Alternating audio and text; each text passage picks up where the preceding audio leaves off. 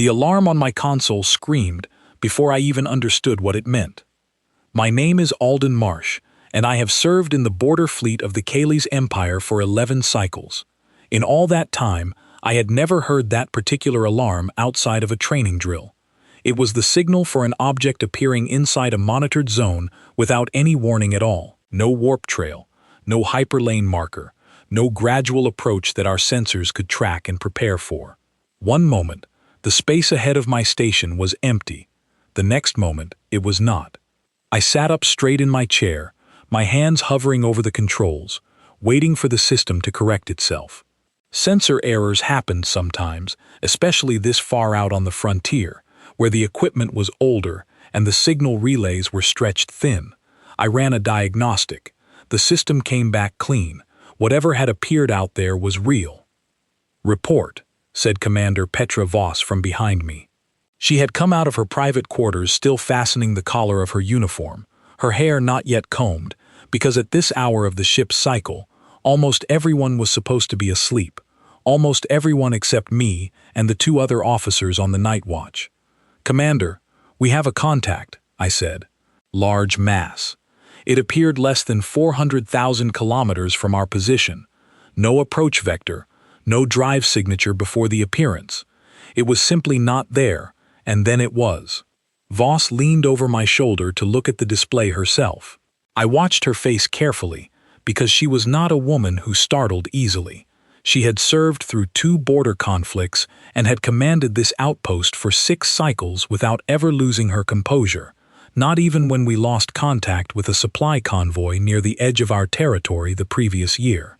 But this time, I saw her jaw tighten. "Confirm the size," she said quietly. "Confirmed. The object is approximately 2.3 kilometers in length. Mass readings suggest a solid hull, not a debris field or a natural formation. It is a ship, Commander." "Weapon signature?" "Unknown. We have never cataloged this design." That was the part that unsettled me most. The Kaylee's Empire had spent centuries mapping every species within 1,000 light-years of our core worlds. We had trade agreements, border treaties, and intelligence files on every fleet that had ever crossed into contested space. Our archives held records on ships built by a dozen different species, some of them old enemies, some of them quiet neighbors we barely spoke to anymore. But this ship matched nothing. Its hull did not reflect light, the way our sensors expected metal or composite armor to behave. It was almost as if the light itself did not want to sit on its surface. "Get me a channel to Fleet Command," Voss said, "and put the outpost on alert, quietly. I do not want to panic before we understand what we are dealing with." I opened the comm relay, my fingers moving faster than I wanted them to. My heart was doing something strange in my chest, a fast, uneven rhythm that I recognized as fear, even though I told myself there was nothing yet to fear. A ship appearing without warning could mean many things. It could be a malfunction in a friendly vessel's drive system. It could be a smuggler using experimental technology. It could be, and I did not want to think about this possibility, a scouting vessel from a threat we did not yet understand. While the channel connected, the ship on our display did something that made the entire watchroom go silent. It sent us a signal, not a weapons lock, not a proximity ping meant to test our defenses. A plain, open communication request, broadcast on a frequency any receiver in the region could pick up, the kind of frequency used for greetings between traders, not for warnings between potential enemies. "Commander," I said, my voice tighter than I wanted it to be, "they are hailing us." Voss stared at the display for a long moment. I could see her weighing the decision. Answering an unknown vessel that had appeared without any detectable approach was against nearly every protocol we had been trained on. But refusing to answer, when they had already announced themselves so plainly, felt like its own kind of risk. If this ship belonged to a hostile force capable of appearing without warning, ignoring them would not make us safer. It would only make us look afraid, or worse, make us look like an easy target that did not know how to respond. "Put it through," she said. "Audio only. I want to hear what they sound like before I decide anything else." I opened the channel. The voice that came through was calm. That was the first thing I noticed. Not aggressive, Not mocking, not even particularly formal. It was the voice of someone who had done this exact thing many times before and did not consider it remarkable. This is the human vessel Wayfinder, registered under independent charter, currently transiting through unclaimed space. We picked up your outpost sensor activity and wanted to let you know we are not here to cause trouble. Apologies if our arrival startled anyone. Human. The word meant nothing to me at that moment, because I had never heard it before. It was not a name that appeared anywhere in our archives, not a species designation used by any of the empires or trading consortiums we had contact with. I glanced at Voss, and I could tell from her expression that the word meant nothing to her either. Unidentified vessel, Voss said, keeping her own voice level. You are inside a monitored zone belonging to the Kalis Empire. Please transmit your registration codes and state your intentions. There was a pause on the other end. Not a long one, but long enough that I found myself holding my breath. We don't have registration codes that would mean anything to your systems, the voice replied. We're not part of your empire, and we're not part of anyone's empire, if that answers your intentions question. We're just passing through. If this space belongs to you, we'll adjust course and stay clear of anything you consider sensitive. I looked at the display again. The ship had not moved. It sat exactly where it had appeared, its strange dark hull giving off almost no reflected light. Its engines, if it had engines in any form we would recognize, producing no detectable heat signature at all. If it had wanted to adjust course, it could have done so already. Instead, it waited, as if it had all the time in existence and no reason to hurry. Stand by, Voss said, and closed the channel before the voice on the other end could answer. She turned to me immediately.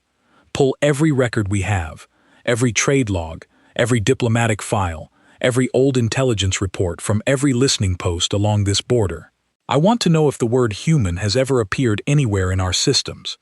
I ran the search while she contacted Fleet Command directly, her voice low and controlled as she explained the situation to whoever answered on the other end. I could hear fragments of the conversation. Unidentified contact. No approach signature. Unknown species designation. Request immediate guidance. My search came back empty. Not incomplete, not partially matched. Empty. There was no record, no fragment, no old rumor passed down through generations of Border Patrol logs that mentioned any species calling itself human. It was as though this ship and its crew had come from somewhere our archives did not even acknowledge existed. Commander, I said, I have nothing. No matches at all. Voss lowered her comm unit and looked at the display again, at the still, silent shape of the Wayfinder sitting patiently in the dark. For the first time since I had known her, I saw something on her face that I could only describe as uncertainty, the look of a woman who had built her entire career on understanding the threats around her and had just discovered a gap in that understanding large enough to swallow a warship whole. Fleet Command wants us to hold position and observe, she said. No hostile action unless they show hostile intent. They are dispatching a diplomatic escort from the nearest regional headquarters. Estimated arrival time is 18 hours. 18 hours. It did not sound like very long, until I considered that we would spend every one of those hours sitting within visual range of a ship that had appeared from nowhere, whose crew spoke with the calm confidence of people who were not remotely concerned about our presence, and whose very existence contradicted everything we believed we knew about the galaxy around us. I kept watching the display through the rest of my shift. The Wayfinder did not move. It did not power up any systems we could detect. It simply waited, the way a patient predator waits, not out of aggression, but out of the quiet certainty that there was no reason to rush. Near the end of my watch, another officer, a younger man named Corin Ashby, came to relieve me. I gave him my report, keeping my voice as steady as I could manage, though I am not certain I succeeded.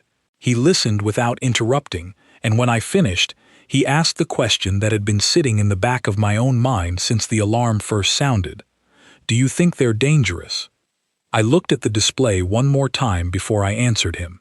The ship sat there, unmoving, unbothered, as if it had nowhere else it needed to be, and nothing to prove by demonstrating its capabilities. I don't know, I said honestly, but I think we are about to find out. I left the watchroom, but I did not sleep. I lay in my quarters, staring at the ceiling, turning the voice from the comm channel over in my mind. It had not sounded like a warning. It had not sounded like a threat. It had sounded like something far more unsettling than either of those things. It had sounded like a species that had absolutely nothing to fear from us. And as I finally drifted toward an uneasy rest, I could not shake the feeling that somewhere in the vast records of the Cayley's Empire, an entire history was about to be rewritten, and none of us yet understood how much we did not know about the universe we thought we had already mapped. The diplomatic shuttle arrived precisely on schedule, and I was ordered to join the boarding party as translator and liaison, since I had been the one to first record the human vessel's transmission. I had not slept properly in a full day, and my nerves were stretched thin, but I did not argue with the assignment. I wanted to see this ship for myself. The envoy leading our delegation was a senior diplomat named Colton Reyes, a tall, composed man who had negotiated border disputes with 3 different empires over the course of his career. He carried himself with the confidence of someone who expected any encounter, no matter how strange, to eventually resolve in the empire's favor.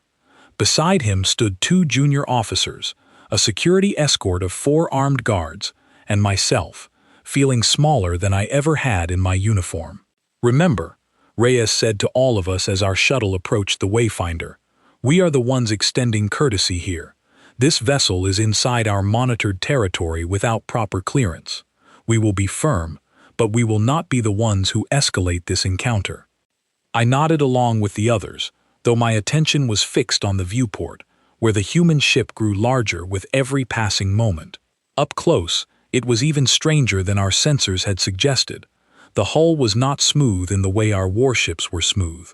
It had ridges and plating that seemed almost deliberately imperfect, as if function had been valued over appearance in every design choice. And yet there was something undeniably purposeful about it, a sense that nothing on that hull existed by accident. We were guided into a docking bay by a beam of light projected from the human ship itself, a small courtesy that our own pilot found almost insultingly casual, as though guiding foreign dignitaries into a starship were no different from guiding a delivery vehicle into a loading dock. When the airlock opened, I was struck first by the air. It smelled faintly of recycled oxygen and something warm, almost organic, unlike the sterile filtered air aboard Cayless vessels. Then I saw the crew waiting to receive us, and I understood, for the first time, what the word human actually meant. They looked, in the most basic sense, remarkably similar to us. 2 arms, 2 legs, a single head with the expected number of eyes. But their expressions were different, in ways I struggled to name at first. There was no formality in their posture, no rigid attention to protocol. A woman stood near the front of the group, her arms loosely crossed, watching our delegation approach with an expression that I can only describe as mild curiosity, the sort of look one might give an unusual animal at a nature preserve, rather than a representative of a powerful interstellar empire. "Captain Grace Whitfield," she said, stepping forward and extending a hand in a gesture I did not immediately recognize. One of our junior officers hesitated before realizing it was meant to be some form of greeting. "Welcome aboard the Wayfinder. Sorry again about the confusion earlier. We don't usually announce ourselves quite so suddenly, but your outpost scanners picked us up faster than we expected." Reyes stepped forward, matching her calm tone with his own carefully measured formality. "Captain Whitfield, I am Envoy Colton Reyes, representing the Cayless Empire. Your vessel has entered territory under our jurisdiction without prior clearance or registration. I must ask you to explain your presence here and to provide identification that our systems can verify." Whitfield's expression did not change. If anything, there was the faintest trace of something like amusement at the edges of her mouth, quickly smoothed away. "We're not looking to cause any trouble, Envoy. We're a survey and transit vessel, out here mapping some old routes. As for identification, I understand your concern, but our registry isn't going to mean much to your systems. We're not part of your empire, and honestly, we're not part of anyone's registry that you'd recognize. That is a difficult position for us to accept," Reyes said. "Every civilized species we have encountered maintains some form of registration with recognized governing bodies. Your absence from any such system raises understandable concerns." "I imagine it does," Whitfield said, and there was no defensiveness in her voice at all, only a kind of patient acknowledgement, as though she had expected this exact objection and did not consider it particularly troubling. "We tend to keep to ourselves. It's not personal, it's just how we've operated for a long time now." I watched this exchange with growing unease, not because of anything Whitfield said, but because of how she said it. There was no fear in her posture, no urgency to convince us of anything. She spoke the way someone speaks when they know, with complete certainty, that nothing bad is going to happen to them regardless of how the conversation unfolds. Reyes, to his credit, did not let his own composure slip, though I could see the tension building in the set of his shoulders. "Captain Whitfield, I must inform you that under Kalis law, unregistered vessels operating within monitored territory are subject to inspection and, potentially, detainment pending further investigation." For the first time, one of the other humans in the room reacted, a broad-shouldered man standing near a control panel, who let out a short breath that might have been a suppressed laugh. Whitfield did not look at him, but I noticed the corner of her mouth twitch again before she answered. "I understand you have your laws, Envoy, and I respect that you're just doing your job, but I have to be honest with you. Detaining this ship isn't something that's going to happen today. Not because we intend any disrespect to you or your empire, but because it simply isn't a realistic option." The words were spoken so gently, so without any hint of threat, that it took me a moment to understand the full weight of what she had said. She was not refusing out of hostility. She was refusing the way one might refuse a request that was simply impossible to grant, the way a person might explain that they could not lift a mountain, not because they were unwilling, but because the scale of the task itself made refusal the only honest answer. Reyes's jaw tightened almost imperceptibly, though he kept his voice level. "I would remind you, Captain, that the Kalis Empire maintains one of the most capable defense fleets in this sector of the galaxy." "I don't doubt that," Whitfield said, "and I mean that sincerely. I'm sure your fleet is very capable against the threats you're used to facing." She paused, and something in her tone shifted slightly, not into arrogance, but into something quieter and more careful, as though she were choosing her next words with deliberate consideration for how they might land. "I just gently suggest that maybe this isn't the encounter to test that capability against." The room went quiet. I felt the weight of the silence pressing against my chest, and I noticed that even the security guards accompanying our delegation had gone very still, their hands resting near their sidearms without quite reaching for them. Reyes seemed to consider his next words carefully before speaking again. "Are you threatening this delegation, Captain Whitfield?"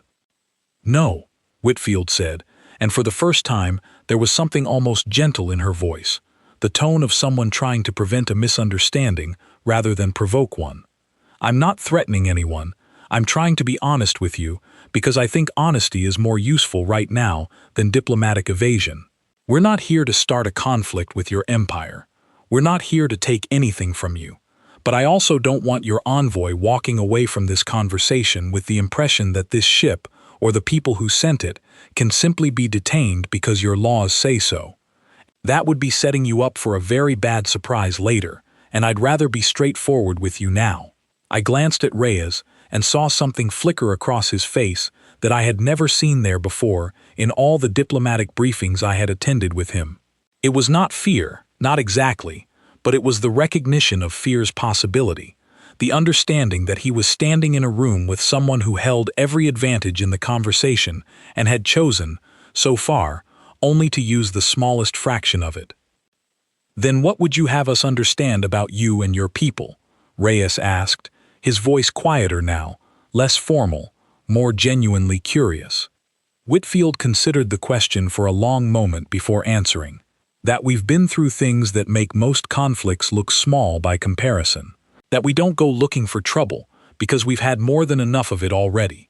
And that when we tell you we're not a threat to your empire as long as you don't force our hand, you should probably take that at face value, because we mean it." She said all of this without any of the theatrical weight that such words might have carried from someone trying to intimidate us. It was simply stated, plainly, the way one might describe the weather or the distance to a nearby star system. The rest of the meeting passed in a strange, careful rhythm, with Reyes attempting several more times to extract concrete information about the Wayfinder's origin, its registry, its intentions, and receiving only calm, polite, but ultimately unrevealing answers in return. Whitfield never grew impatient. She never raised her voice. She simply continued to redirect each question with the same gentle, immovable confidence, until it became clear to everyone in the room, including Reyes, that no amount of diplomatic pressure was going to produce the answers we had come looking for. Finally, as our meeting drew to a close, Reyes made one last attempt. "Captain Whitfield, will your vessel be departing this territory, or should my empire prepare for a continued presence?" "We'll be moving on shortly," Whitfield said. "We appreciate you coming out to meet with us instead of just opening fire the moment we appeared, for what it's worth. That took a level head, and I respect that." Reyes inclined his head slightly, though I could see the effort it took him to maintain his composure. "We prefer diplomacy to conflict whenever possible." "So do we," Whitfield said. "I hope this is the last time our people have to have a conversation like this one, but if it isn't, I hope you'll remember that we tried to be reasonable today." We returned to our shuttle in near total silence. No one spoke until we had cleared the docking bay and were well on our way back toward our own vessel. It was only then that Reyes finally let out a long breath and turned to look at me. "Marsh," he said quietly, "I want every word of that conversation transcribed and sent to Fleet Command immediately.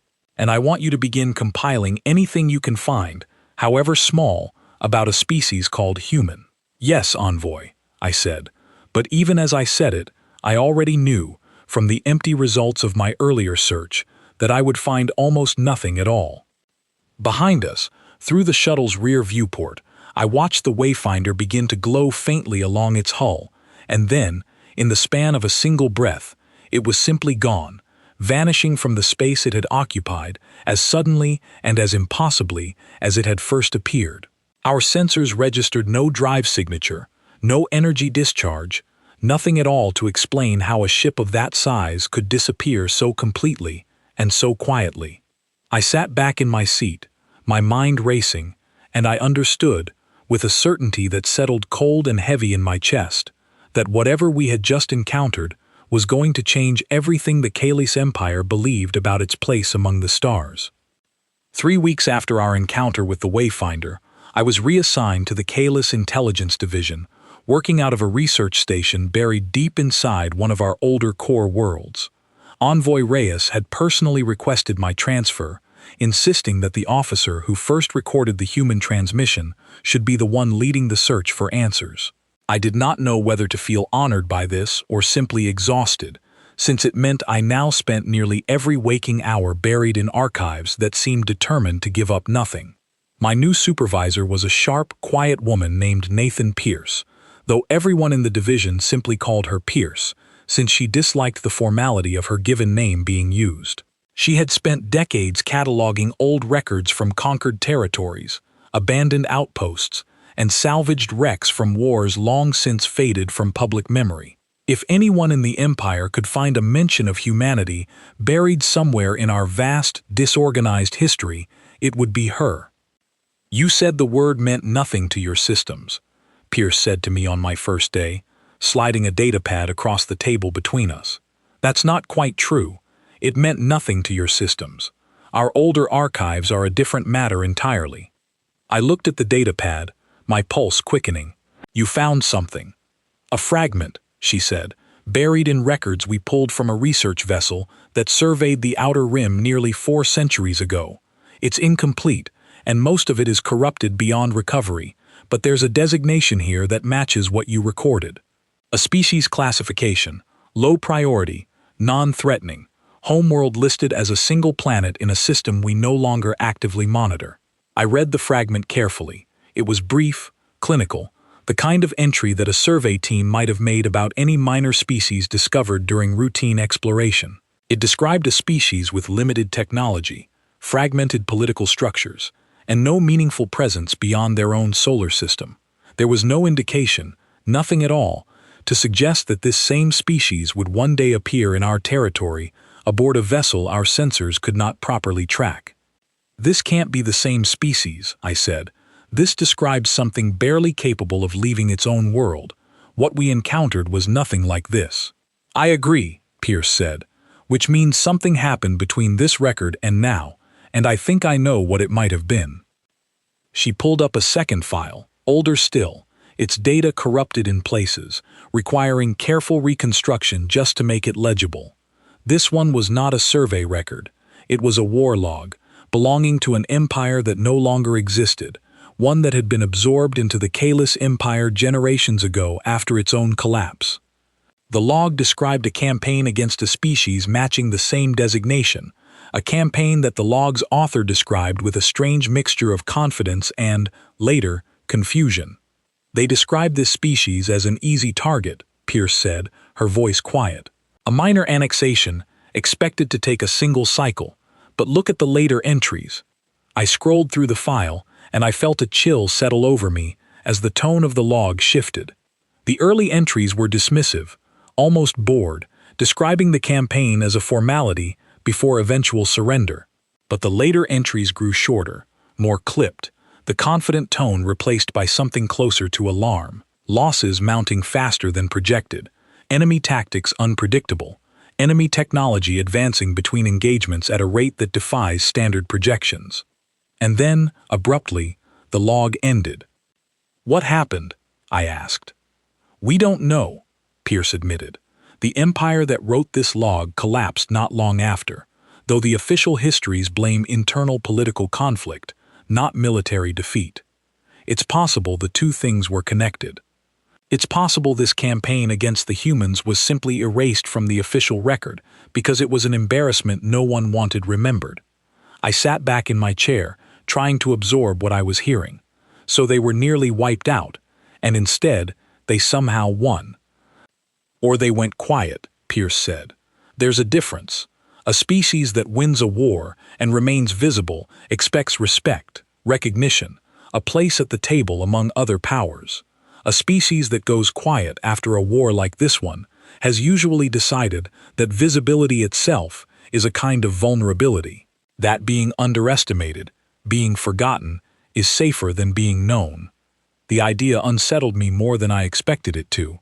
An empire that conquered was predictable in its ambitions, its need for recognition, its desire to expand its influence outward.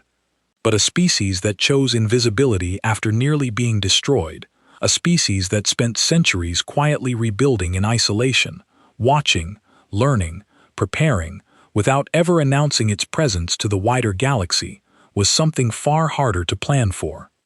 "There's more," Pierce said, pulling up a third file, this one far more recent, compiled from reports submitted by independent traders operating along the fringes of Kalis territory over the past several years. These are just rumors, mostly. Traders talking about ships that appear and disappear without explanation, always along old trade routes near the rim. Most of my colleagues dismiss these reports as exaggeration, or sensor error, or simple superstition among traders who spend too long alone in the dark. "And now?" I asked. "Now I think these traders were telling the truth," Pierce said. "I think humanity has been watching our territory for longer than we realized, quietly, carefully, without ever making contact until the Wayfinder appeared in your outpost's monitored zone." I thought about Captain Whitfield's calm, unhurried voice, the way she had spoken about conflicts that made ordinary wars look small by comparison, the way she had gently warned Reyes, without ever raising her voice or making an explicit threat. I thought about the ship itself, its strange hull that seemed to swallow light rather than reflect it, its ability to appear and disappear without any detectable transition. "Pierce," I said slowly, "if they've been watching us this long, and they finally chose to make contact now, what does that mean?" Pierce did not answer immediately. She stared at the reconstructed war log for a long moment, her expression unreadable, before finally speaking. "I think it means they've been deciding whether we're worth the trouble of continuing to hide from," she said, And I think the fact that the Wayfinder made contact instead of simply retreating when your outpost detected it means that decision may already be shifting. Over the following days, more reports began arriving from other outposts scattered along our border, each one describing similar incidents, unidentified contacts appearing briefly, observing, and then vanishing without any hostile action. None of these ships ever fired a weapon. None of them ever attempted to communicate beyond a brief, polite acknowledgement similar to what the Wayfinder had offered. But their presence was becoming impossible to ignore, and I could see the mood shifting across the entire intelligence division, from curiosity to something closer to genuine concern. Fleet Command convened an emergency council, and Pierce and I were both summoned to present our findings. I stood before a room full of admirals and senior officials, my voice steadier than I expected it to be, and laid out everything we had uncovered. The old survey record describing a primitive species, the war log describing a campaign that ended in silence rather than victory, the pattern of quiet, unexplained sightings along our border over the past several years, sightings that had escalated, quite suddenly, into direct contact. When I finished, one of the senior admirals, a stern, heavy-set man named Bertram Falk, spoke up with obvious skepticism in his voice. "You are asking this council to believe that a species we classified centuries ago as low priority and non-threatening has somehow become capable of appearing and disappearing at will, evading every sensor system we possess, and speaking to our diplomats with the confidence of a superior power. I understand how difficult this is to accept," I said, choosing my words carefully. "But the evidence, however incomplete, points in that direction, and I would suggest that underestimating them a second time would be a far greater risk than taking these reports seriously." Falk did not look convinced, and I could see similar skepticism reflected on several other faces around the table. But Pierce, standing beside me, spoke up before the silence could stretch too long. "Admiral," she said, her voice calm but firm, "4 centuries ago, an empire far more powerful than ours believed the exact same thing you are suggesting now, and that empire no longer exists. I would ask this council to consider why that might be, before deciding this threat is not worth taking seriously." The room fell quiet after that, and though the council did not reach any immediate consensus on how to proceed, I could see, in the shifting expressions around the table, that the seed of genuine concern had finally been planted. Whether it would be enough to prevent a serious mistake, I did not yet know.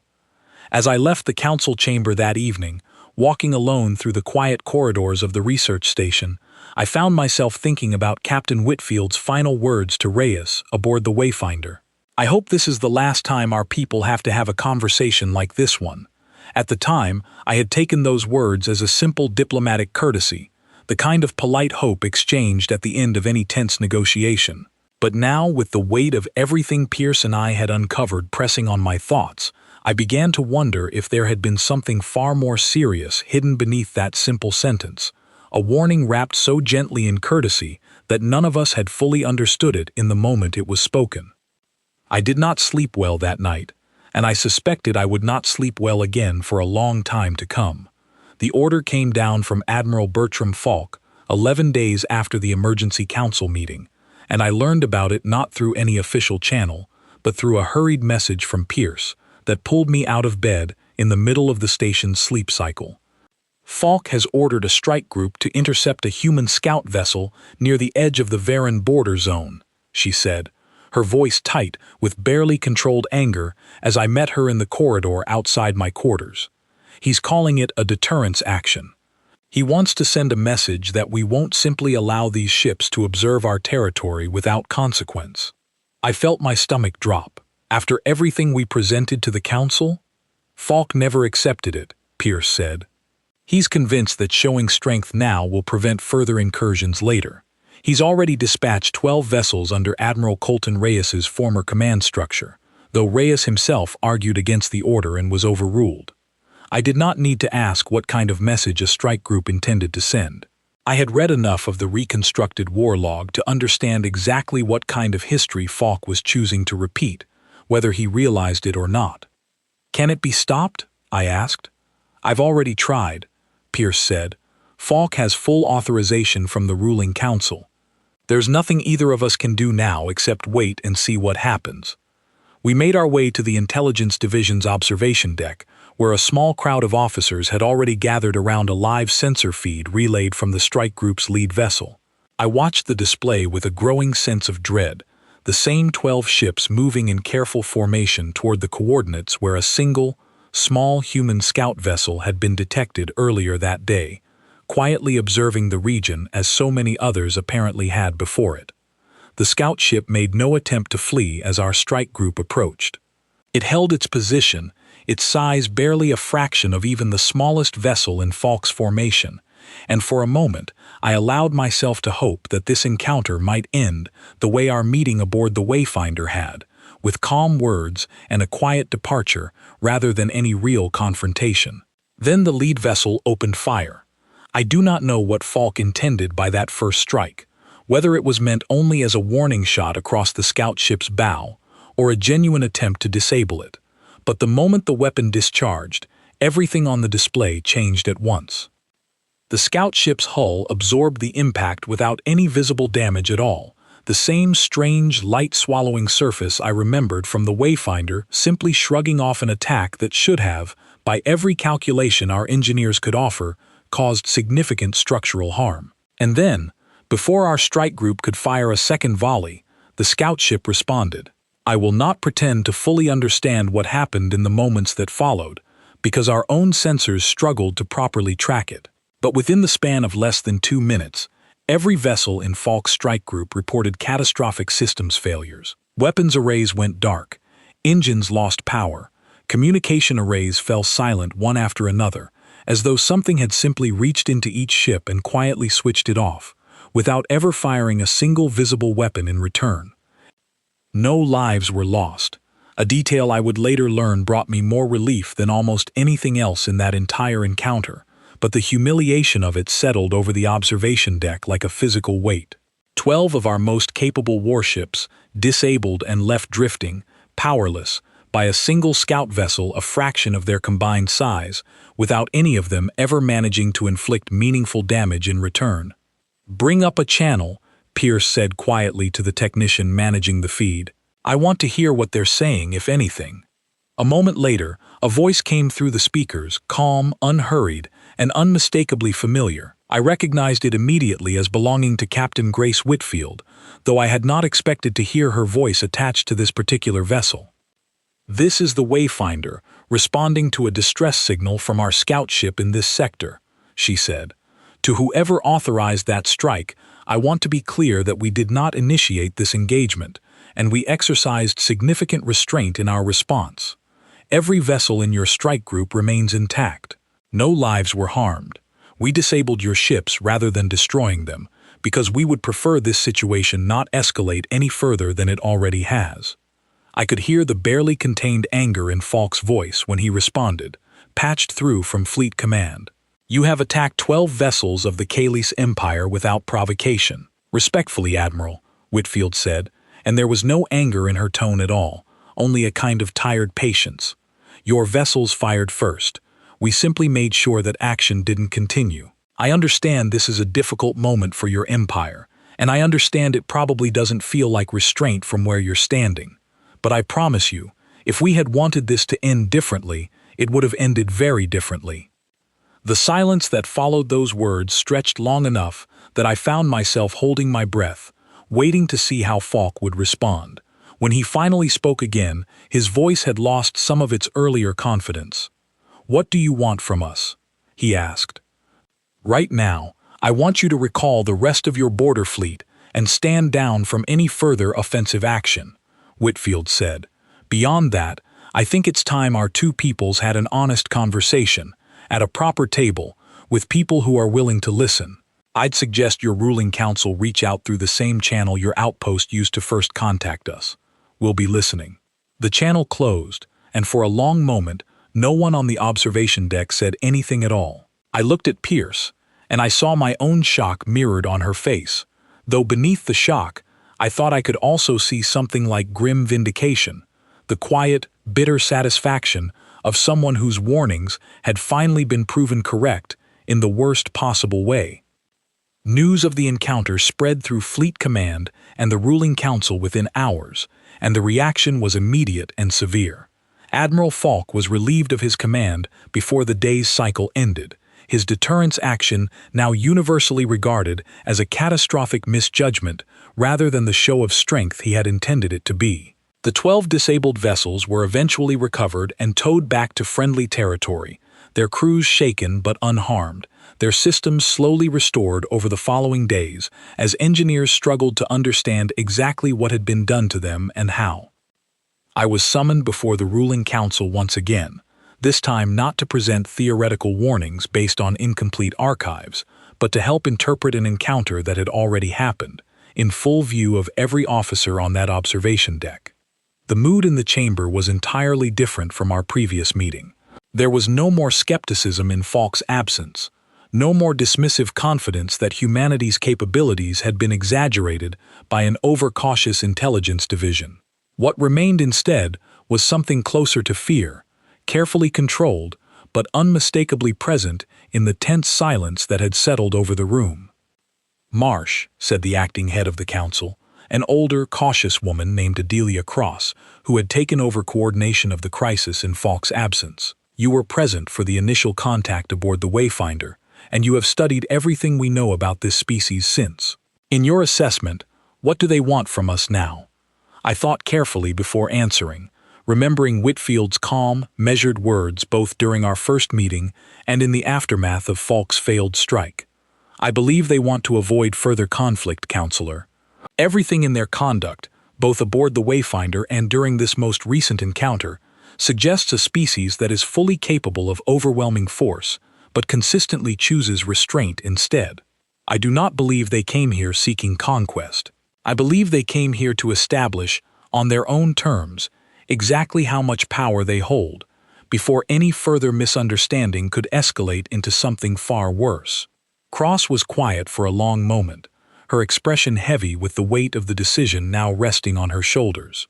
"And if we refuse to meet them at this proposed table, then I believe we will discover exactly how much restraint they were actually showing us today," I said, "and I do not believe that discovery would go well for the Kalis Empire." The council deliberated for the remainder of that day, and by the time evening fell across the station, word finally reached the intelligence division that a formal request for negotiation had been transmitted through the same channel our outpost had first used to contact the Wayfinder weeks earlier. I do not know exactly what words were used in that message, but I knew, standing in the quiet corridor outside the council chamber as the transmission was sent, that the Kalis Empire had just taken its first genuine step toward accepting a truth none of us had wanted to face. We were no longer the most powerful force in this region of the galaxy, and pretending otherwise, as Falk had so disastrously proven, was no longer a mistake we could afford to make twice. The negotiation was set to take place aboard a neutral station near the border, a compromise reached after several days of careful back-and-forth communication that Pierce and I helped facilitate from our position within the intelligence division. I had expected, given everything that had happened, that humanity might insist on dictating every term of the meeting, choosing a location deep within their own territory, surrounded by whatever vast fleet lay hidden beyond our sensors' reach. Instead, Captain Whitfield's response, relayed through the same channel we had used since our first contact, was simple and almost disarmingly reasonable. "A neutral station works fine for us," she had said. "We're not interested in making this harder than it needs to be." I was assigned once again as translator and liaison, this time alongside Pierce, who had become an indispensable voice in shaping how the Empire approached this entire situation. Counselor Adelia Cross led our delegation personally, a decision that surprised many within Fleet Command, since it was rare for someone of her position to attend a negotiation directly, rather than sending a senior envoy in her place. But after everything that had happened under Falk's brief, disastrous command, Cross made it clear she did not intend to leave this encounter to chance, or to anyone whose judgment had not already been tested. The neutral station was an old trading post, officially administered by a small consortium of independent merchants who had long maintained careful neutrality between larger powers. Its corridors were narrow and worn, its lighting dimmer than the polished halls of Kayla's Fleet Command. But there was something fitting about meeting in a place that belonged to no one's empire at all.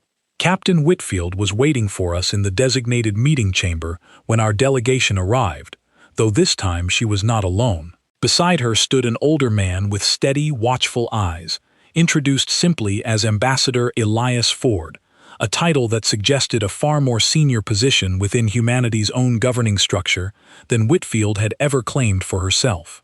I noted, with quiet unease, that where Whitfield had spoken to us with calm confidence during our earlier encounters, Ford carried himself with an even deeper stillness, the kind of patience that suggested decades, perhaps centuries, of experience navigating conversations far more delicate than this one. "Counselor Cross," Ford said, rising to greet her with the same unfamiliar hand gesture Whitfield had offered during our first meeting. "Thank you for agreeing to meet under these conditions. I know the past few weeks have not been easy for your people to process." Cross accepted the gesture, her expression carefully neutral, though I could see the effort it took her to maintain that composure. "Ambassador Ford, I believe we owe your people an apology for the actions taken against your scout vessel. That strike was not authorized in the spirit of the Kalis Empire's broader diplomatic principles, and the officer responsible has already been removed from command." Ford inclined his head slightly. "I appreciate that acknowledgement, Counselor. For what it's worth, we don't hold the actions of one admiral against your entire people. We've learned, over a long history, that fear often produces exactly the kind of mistake your Admiral Falk made. It doesn't make the mistake acceptable, but it does make it understandable." I found myself watching this exchange with a strange, growing sense of vertigo, the feeling of watching two vastly unequal powers attempt to speak to each other as equals, when only one side in that room truly understood the full scope of that inequality. Ford's tone was gracious, even warm, but beneath the warmth, I could sense the same quiet, unshakable confidence that Whitfield had carried aboard the Wayfinder, the confidence of a species that had already decided, long before this meeting began, exactly how much risk it was willing to accept from us. "We would like to understand your people better, Ambassador," Cross said, choosing her words with obvious care. "Our records suggested a species with limited capability, and clearly those records were badly outdated. I would ask, if you are willing to share, how such a significant change occurred." Ford was quiet for a moment, glancing briefly at Whitfield before answering. "That's a fair question, Counselor, and I'll answer as honestly as I can. Several centuries ago, by your calendar, an empire that no longer exists decided our world was worth conquering.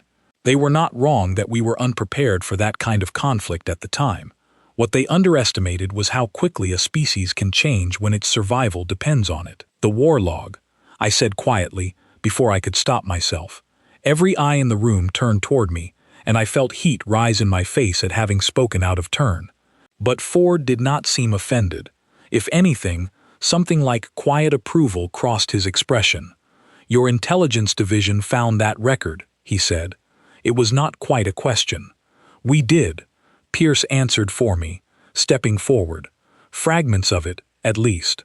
Enough to understand that the campaign against your people did not end the way its authors expected." "No, it didn't," Ford said simply. "That conflict cost us more than I think either side truly wanted to admit afterward, and it changed how we approached the wider galaxy for a very long time. We made the decision, as a species, that visibility without strength was a kind of vulnerability we could not afford again. So we withdrew from the wider stage, quietly, and spent a very long time making sure that if anyone ever tried that again, the outcome would be different." "And now," Cross asked, "why choose to reveal yourselves after all this time?" Ford considered the question carefully before answering. "Because hiding forever was never truly the goal, Counselor. It was simply the safest option while we rebuilt. But a species can only stay hidden for so long before the universe grows too small to contain that secret. Your outpost sensors were bound to catch a glimpse of one of our vessels eventually. We decided it was better to control that moment on our own terms, through careful, deliberate contact, rather than risk a far more chaotic discovery later." The negotiation continued for the better part of that day, moving through careful discussions of border boundaries, trade possibilities, and mutual expectations for future encounters between our two peoples. I noted, with a mixture of relief and lingering unease, that humanity's demands throughout the entire conversation remained remarkably modest. They asked for recognition of certain unclaimed regions as neutral space, insisted on the right to continue quiet observation along shared borders without interference, and requested, above all else, that the Cayley's Empire refrain from any further unilateral action against their vessels without first attempting communication. In exchange, Ford offered something I had not expected at all: a cautious, conditional willingness to share limited technological knowledge related to defensive systems, offered not as tribute or apology, but as what he described simply as a gesture of good faith between two peoples who might, in time, become something closer to genuine allies rather than wary strangers. "We're not interested in ruling over your empire, Counselor," Ford said near the end of our discussions, his tone as calm and unhurried as it had been from the very first moment of the meeting. "We've had more than enough of empire building in our own distant past to know how poorly that path tends to end. What we want is simply to exist alongside you, without either side needing to fear the other into silence." Cross studied him for a long moment before finally nodding. "I believe that is an arrangement the Caylus Empire can accept, Ambassador Ford." As the meeting drew to its close, and our delegations began the slow process of parting ways, I found myself standing near Captain Whitfield once more, the same officer whose calm, unhurried voice had first unsettled me so deeply weeks earlier aboard the Wayfinder. "You seem like you've had a long few weeks, Alden," she said, using my given name with an easy familiarity that caught me slightly off guard. "It has been difficult to process everything," I admitted. "Your people are very different from what our records suggested." "Records get outdated," she said, a faint, genuine warmth in her expression that I had not seen from her during our earlier, more tense encounters.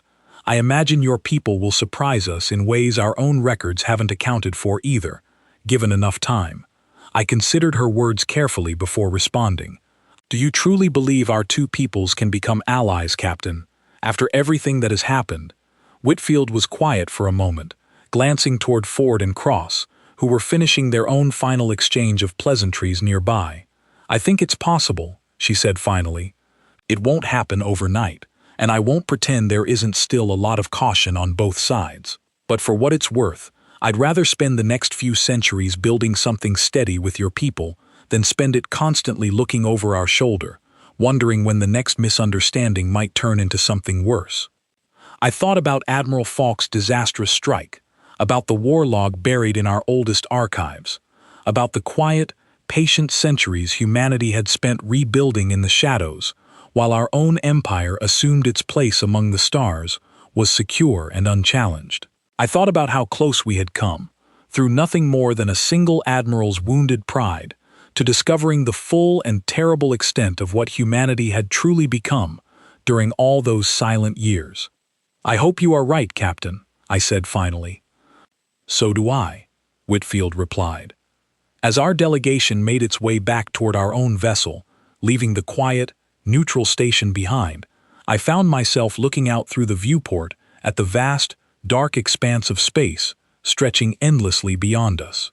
Somewhere out there, hidden among stars we had never bothered to fully map, an entire species had spent centuries quietly preparing for a moment they hoped would never come, only to finally step forward, not with conquest in mind, but with a simple, unshakable confidence that they would never again allow themselves to be caught unprepared.